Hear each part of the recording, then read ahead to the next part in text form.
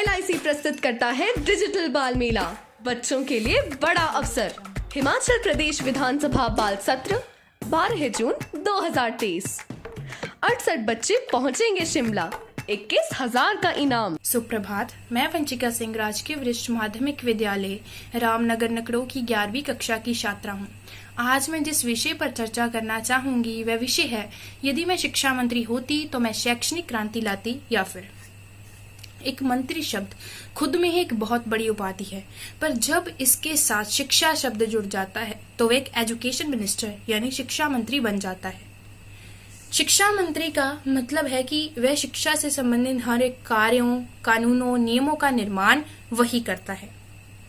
जब भी मेरे मन में यह ख्याल आता है कि यदि मैं शिक्षा मंत्री होती तो मैं क्या करती, बेसिकली मैं शिक्षा से संबंधित कई समस्याओं का समाधान करती।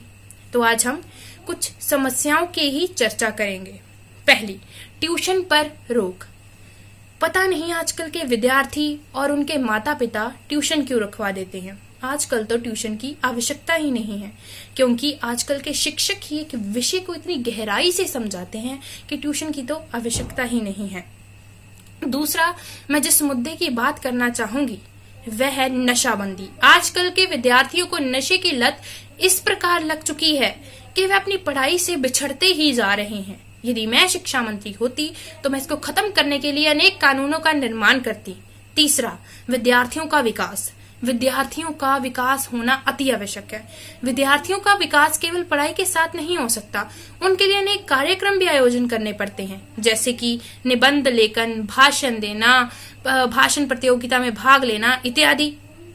यदि मैं शिक्षा मंत्री होती तो मैं खेलों का आयोजन भी करती, ताकि विद्यार्थी अपना हुनर दिखाकर हमारे देश को नेशनल स्तर से इंटरनेशनल स्तर तक ले जा सकते। चौथी और आखिरी समस्या जिस पर मैं जिक्र फरमाना चाहूंगी वह है मोबाइल की लत। आजकल के विद्यार्थियों को मोबाइल की लत इस प्रकार लग चुकी है कि वह अपनी पढ़ाई से बिछड़ ही चुके हैं। हम मोबाइल का प्रयोग दो तरीकों से कर सकते हैं, एक तो अपने अच्छे के लिए, एक तो अपने बुरे के लिए।